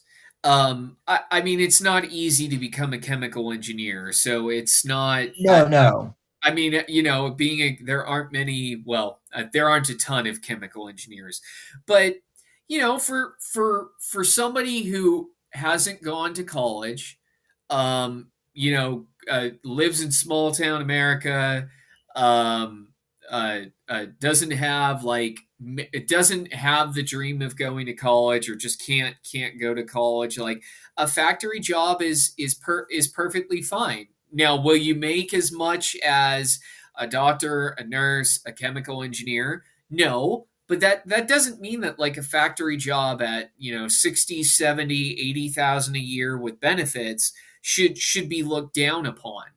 And so that I think No, there not would at all. I think there would be people who would fill those jobs. Is it going would it be a major employer? Probably not. I mean, depending on the factory. But I mean, we have factories across this country that do things like the food companies, like their Tyson chicken runs through a factory and stuff like that. So I think it could be a source of employment, and that those jobs that immigrants leave, that they might have filled, can be filled by the average Joe. And will it make you a six-figure income? Maybe, maybe not. But it's a steady income. I mean, 60, 70, 80K ain't shabby for somebody who doesn't have a college degree. No, no, that's nothing to sneeze. That's nothing to sneeze at all. And in fact, like the other thing too is like, you're mentioning not having a college degree, but like I know so many people, even just from my high school, who they never went to college per se, but they went to trade school, Yep.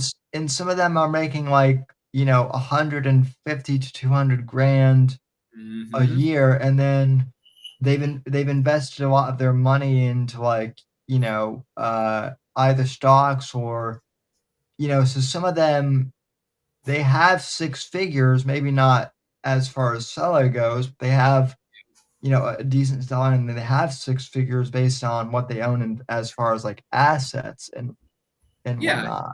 Yeah. I mean, So trades are a great source trades are a great job if you can do it and you're so inclined and you want to. I mean, and it doesn't require a college degree. So, I think a lot of this stuff around, what happens if all the illegals leave? Who's going to pick the crops? Like, who's going to fill all our factories? It's a very elitist mentality, because they are the people who could never see themselves doing it. Yeah, I generally don't see this among my conservative friends who are like, "Oh, you can't. It's terrible to pick crops. Like, how you're so useless, and like it's beneath us." Like, I generally see that from the very liberals who preach about equality and fairness, and like, so again, it's just that hypocrisy. yeah, the other thing too is like with automation and with artificial intelligence. I mean, you're starting to see robots that can do a lot of this stuff too. So it's almost like that argument. I wouldn't say it's null and void at this point, but it could be within our lifetime.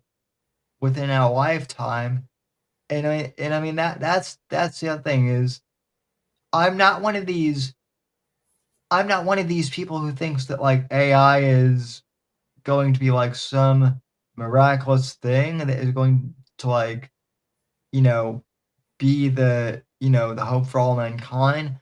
But at the same time, I'm not an AI scaremonger either, where I think it's going to take everyone's jobs. I think it's going to be like the internet in the sense that uh, are there gonna be economic opportunities that didn't exist, before because of AI? Absolutely. But do I think there will also be, places for manual labor and for humans to be in the workforce as well? Absolutely. Um, like I mentioned to you in chat, like before the show, like in my field with like social media, like a lot of these social media companies are getting rid of like their full-time departments, and now there are lots of freelancers. Is that necessarily a bad thing? No, it just means that I and others have had to adapt to that, as opposed to the way things were 20 years ago. Yeah, yeah, So yeah. I mean, technology changes, the economy changes, but I don't necessarily see anything wrong with the concept of bringing manufacturing back to the U.S. and having this conversation over immigration. I mean, it was a big theme of Trump's campaign, and so I think he actually has fulfilled that those promises that he's made, and he's actually still trying to fulfill them. yeah, absolutely. So kind of shifting gears, but so what would Trump need to do in the future to, I guess, gain a higher rating? So you've given Trump, uh, you know, a B minus, C plus. What does Trump need to do to, to get an A, or even like a B minus or a B plus I mean, I in would your probably eyes?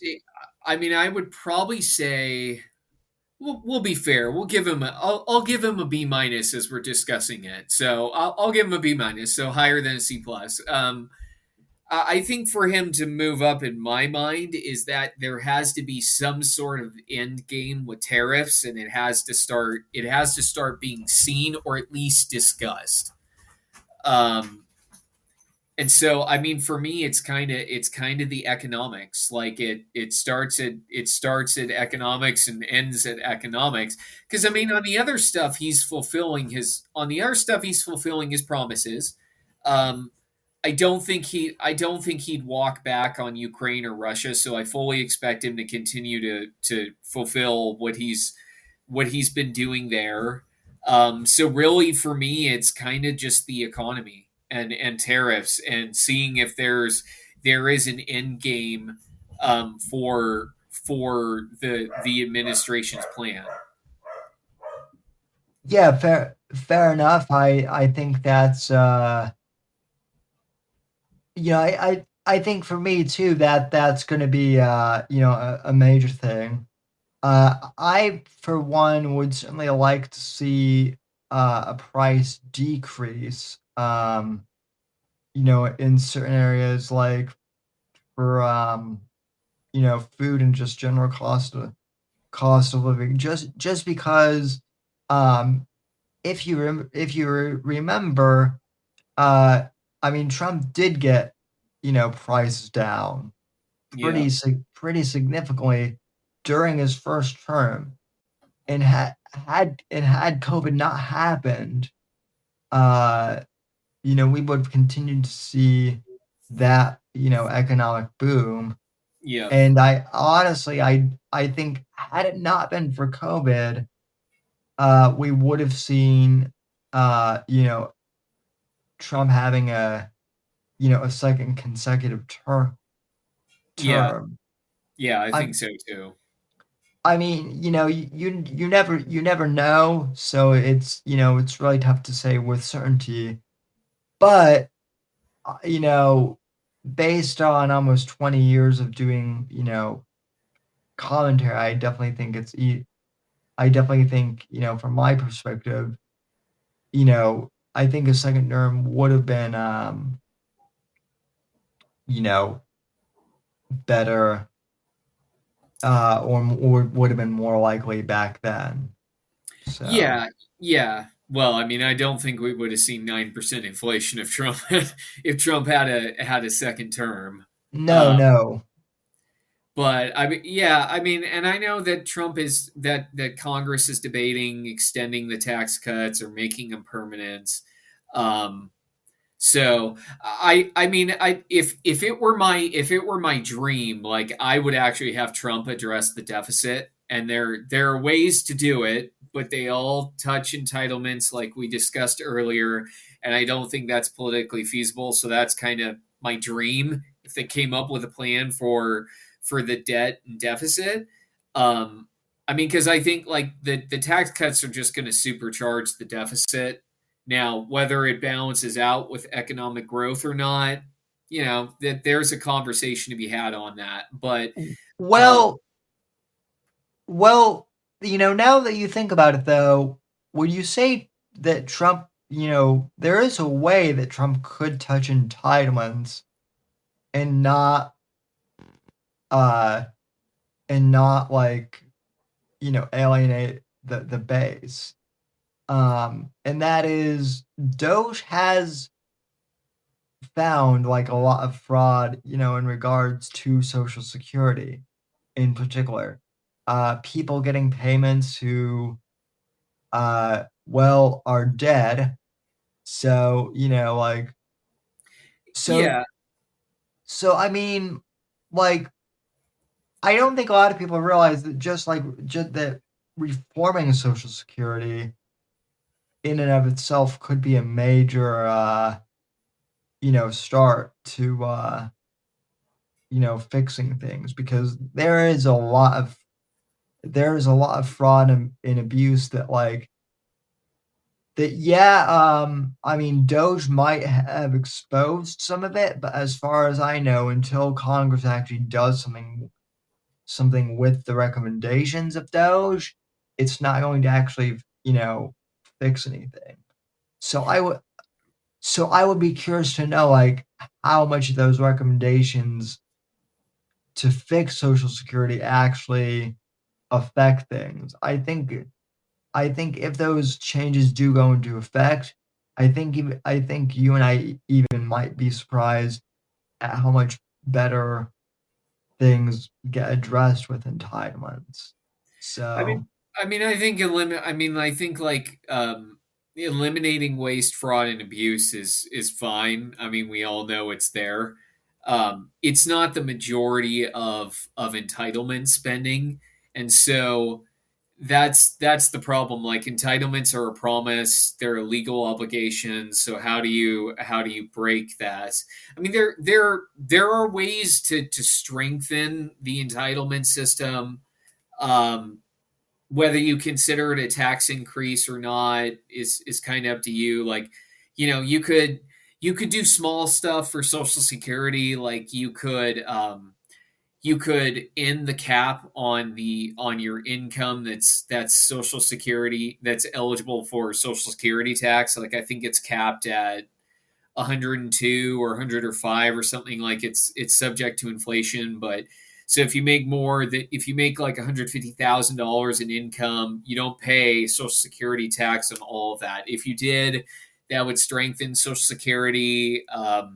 You could pare down Medicare benefits that you get, but really the only way sustainably that entitlements are going to be sustainable long term for the debt and deficit, because you can't in 1 year eliminate a $36 trillion national debt, is you're going to have to pare down benefits, and long term you're going to have to stick to a sustained budget that doesn't, run multi-trillion dollar deficits. And unfortunately, or maybe not unfortunately, maybe fortunately, we have presidents only every 4 or 8 years. So, the agenda changes. So it's kind of like we operate on this mindset of we're going to outrun our deficit. Like, we're going to grow our GDP so much that like it outweighs the deficit, or how much our deficit is.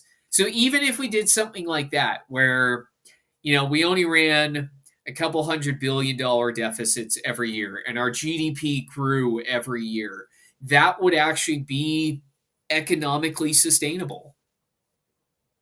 Yeah. And I would also say the same, like you're saying you want to cut entitlements, which, by the way, I agree with you to a certain extent that, yeah, we definitely need to look at areas to cut entitlements, not getting rid of them completely, because I don't think Right. I don't think that's ever going to happen. But the other thing too is like, national security and the defense budget. Oh, for sure. That's massively bloated. Yep. And as we've discovered from Doge and the USAID thing, there are projects labeled under national security that have nothing to do with national security whatsoever, namely like maintaining 2 wells in like Iraq that don't even Don't do that anything. that don't even function, and we're pouring like 2 billion a year. Yeah. Now like, if you can justify like why we're doing that, and it's reasonable, well then okay, I might be willing to say okay, that's okay. But if a lot of this stuff, whether it be entitlements or national security, the government can't justify to the taxpayer. And Yeah. if you can't do that, well then it deserves a cut, I think. Yeah. Oh, for sure. I'm not opposed to cutting the defense budget. Don't get me wrong. I mean, I think that thing is bloated up the hill, and it's the biggest discretionary spending item that our country has by far. So, that would be part of the creating sustainable budgets and spending that would allow us to start to pare down our deficit.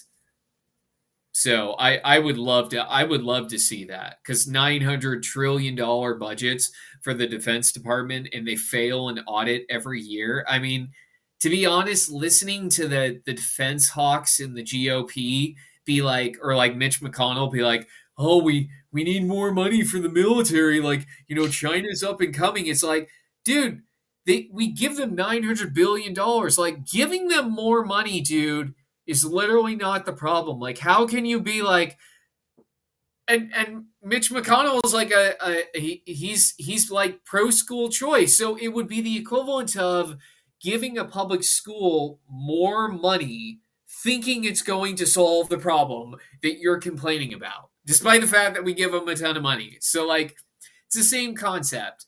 Give Yeah, them well, less money, and maybe they'll innovate and actually come up with cheaper solutions. yeah, well, again, that's the same thing, going back to kind of, what I was saying earlier with Iran's gonna get a bomb any day now. We better pour in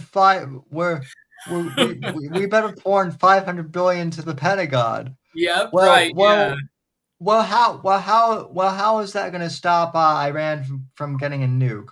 right. Well, we can't say because that's classified, but trust us, it'll somehow stop Iran from, Yeah, you yeah. know, Well, So, like, this is what I love about the defense spending, or like the defense hawks who claim that they need more money, is we've given them more money year over year over year over year, regardless of whether there's a Democrat or a Republican in office.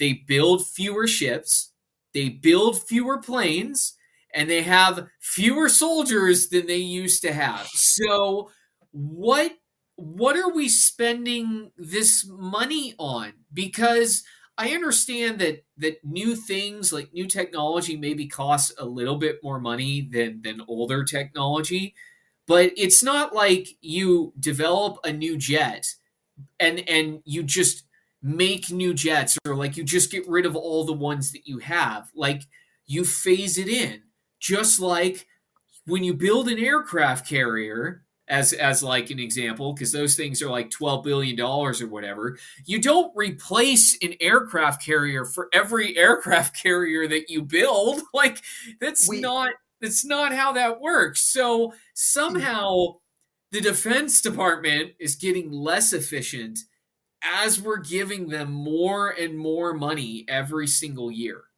So maybe, yeah. like I said, or like we said, if we give them less money, maybe they'll actually get more efficient and actually do a better job. Well, and I'm not like super familiar with like the exact model, so don't like so don't hold my feet to the fire too much, folks. But like I believe that like for one of our fighter jets that like the Navy and the Air Force use, like I don't know if it's the F-16 or the F-18, but one of those models has like been in production since like not even since the 80s, but since the Vietnam War in like the 60s.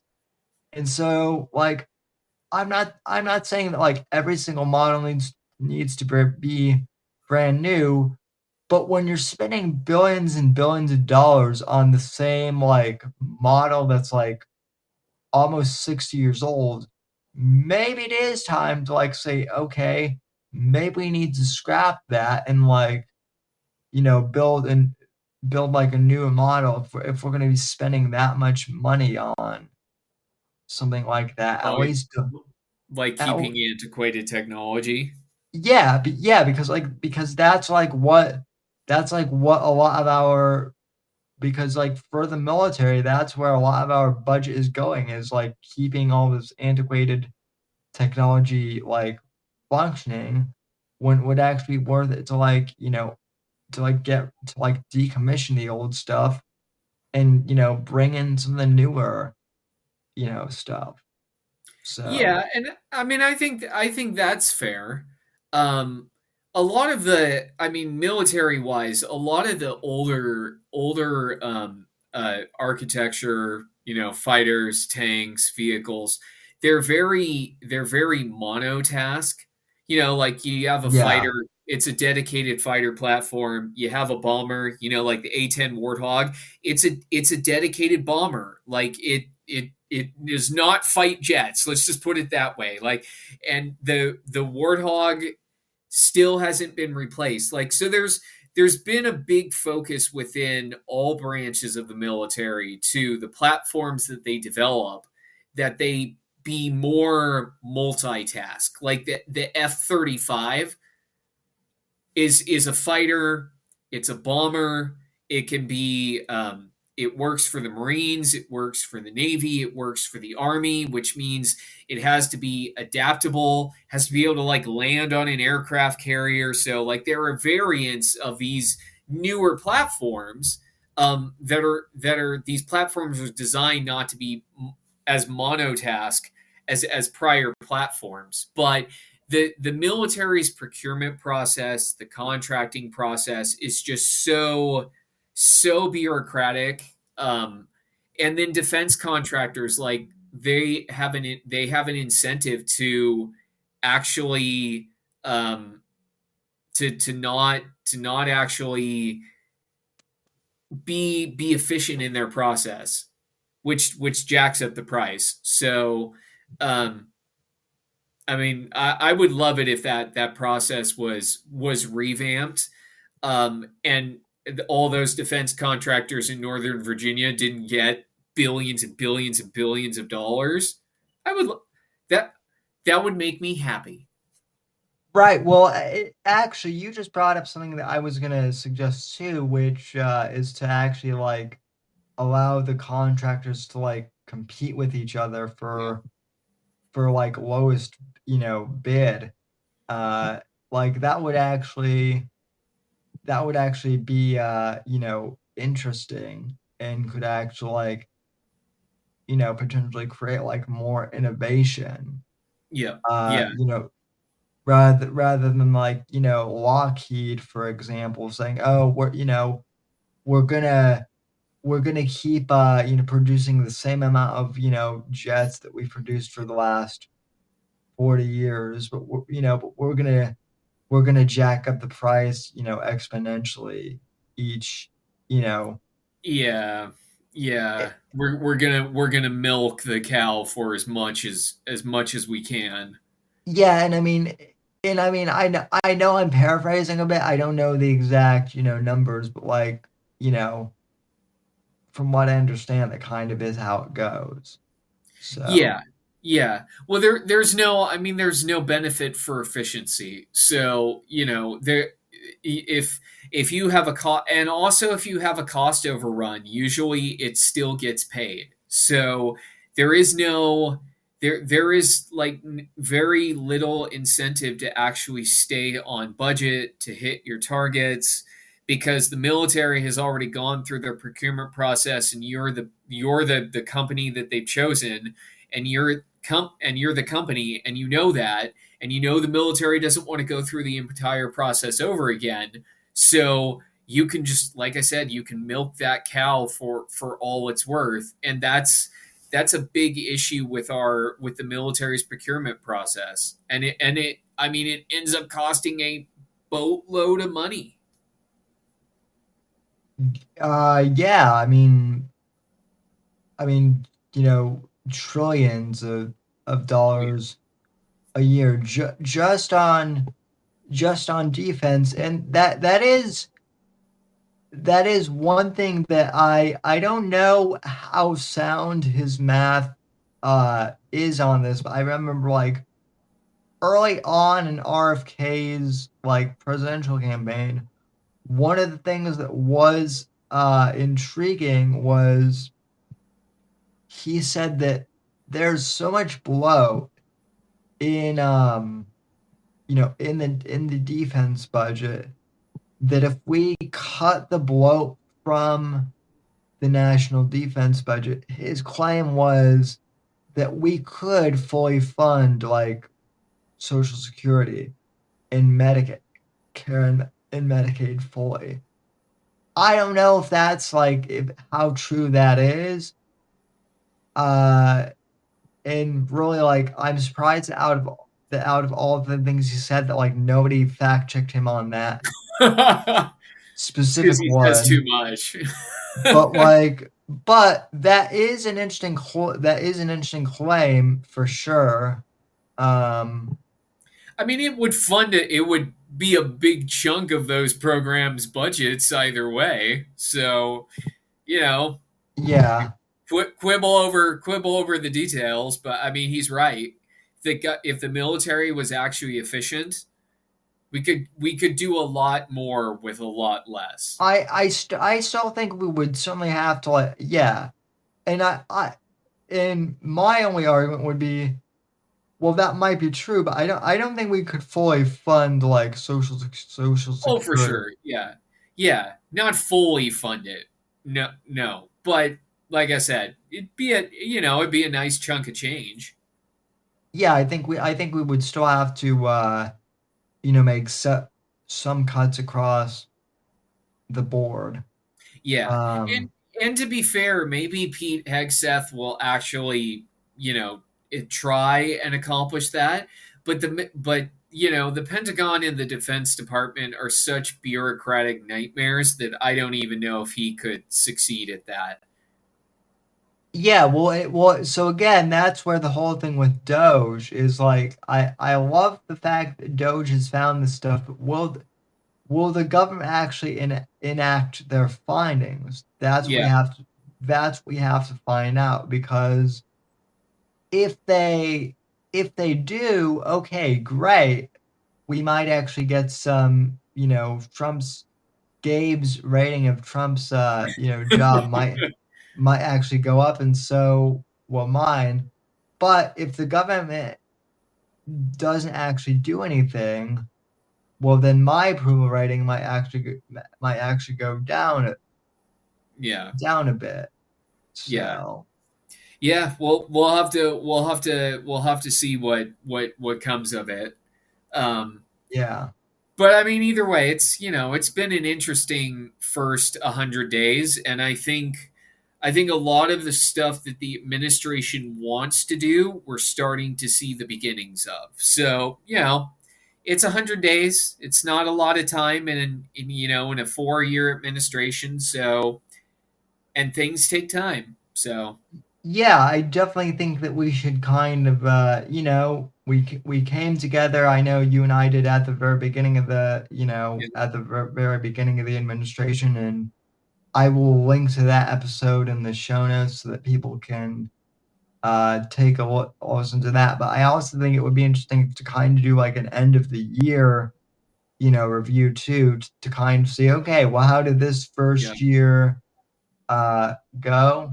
So I always think in general, just for any presidency in general, I always think the first 100 days rule is always interesting, because yeah, you're right, it's not that much to go off of in the grand scheme of things, and yet we always tend to like measure that specific marker, um yeah, yeah. It throughout it's kind of like throughout the setting history. it's kind of like setting the expectations. I think Yeah, people I think people look at the first 100 days to like set their expectations. They see what the administration's goals are. And like I said, I think we're starting to see that come into focus for some things, and we've seen it come into focus for others. yeah, absolutely, and it'll be interesting to see, where things go from there. So, Yep, for sure. well, I was hoping that Josh would, Yeah, I was pop in gonna here. say, like, I wanted to hear Josh's grade, but Yeah, he must have forgotten us. I did text him in the group chat just like a minute ago to see if he was, maybe went to bed or something. I know it's, A little bit late on his end. yeah, although he's, oh, he's closer to your, time zone, isn't he? No, well, you're Eastern time, he's Central time. So actually, he's only 1 hour behind you. Yeah, And then and then I'm 3 hours ahead of you, and then I'm 2 hours ahead of Josh. wait, so why is the light out where, is that your green screen, or Where? your office? It looks like it's daylight where you're Oh yeah. at. Yeah, it is. It's like 7:50 over on the West Coast. Oh, okay. Yeah, Yeah, yeah, because yeah, I'm Pacific time. oh, yeah. Yeah, Oh, yeah, yeah, yeah, yeah. that's right. I'm like, here it is. It's almost midnight here, and or not quite, but it's almost close to like 11 p.m. here, and and meanwhile, like, I'm looking at Gabe's background, and it's almost I like know it's it's still it, sunny, and it is sunny, but it's not as bright as that window makes it appear. The sun's starting to go down, but yeah, so there's still a little bit of daylight out, but it's starting to fade. fair enough, fair enough. And yeah, I mean, Idaho's great. We actually have a few people from Idaho in chat. So that's Nice. always cool. But Yeah. anyway, any final thoughts, Gabe? No, not really. I mean, the first 100 days have been interesting. So, I mean, it has set the stage for what will be an interesting year and in interesting administration. So, I'm optimistic on some things. Well, I should say I'm optimistic on a lot of things, and I hope that the administration actually follows through on a lot of the things that they've started and that they said that they want to focus on. So cautiously optimistic for the future. There we go. Yeah, and I would definitely say that in summary, that's kind of my viewpoint on things too. I'm I'm very optimistic for the future as well. I always you know I always like to say cautiously optimistic. I wouldn't even say that. I would just say generally optimistic. So Oh, that's fair. That's yeah. fair. Where can people find you if they'd like to I don't know if you still blog all that much. You mentioned that you have been doing some stuff, so I don't blog as much. I don't blog as much as I'd like to. Life has just gotten busier, but you can find me. You can find me on Twitter. I forgot. I actually forgot what my Twitter handle is. I have to look it up real quick. you got Uh, a new one if I'm not mistaken, right? yeah, I did. It's tied to my new email. So they can find me on Twitter, Gabriel Iacoboni, and then I will eventually focus more on my blog. I just haven't had time lately. Yeah, that's cool. I actually did link you in the tweet, so Nice. so Oh, I that's did see good. that. Yes. So yeah, but you can so yeah, be sure to follow be sure to follow Gabe. I did see that a few people followed the American Watchman page on Facebook again, even though that's not really active I know, right? these days. But hey, we appreciate it, and we might actually have to do something Yeah. again with that in the future. But yeah. Well, anyway, Gabe, really appreciate you coming on, and folks, we really appreciate you tuning in. So I will be back on Wednesday with Max and Morpheus to do part 2 of Trump's first 100 days, and then tomorrow I'll be doing something for the Rumble exclusive crowd. Not sure what that is yet, but stay tuned. And thanks to everyone who's tuned in, and we'll talk to you down the road. All Thanks, right. See everyone. ya. The right to offend is not some pesky little part of freedom of speech that we have to put up with. It is the heart and soul and lungs of freedom of speech. It is the coursing lifeblood of human progress. It is the instigator of liberty and modernity and science and understanding.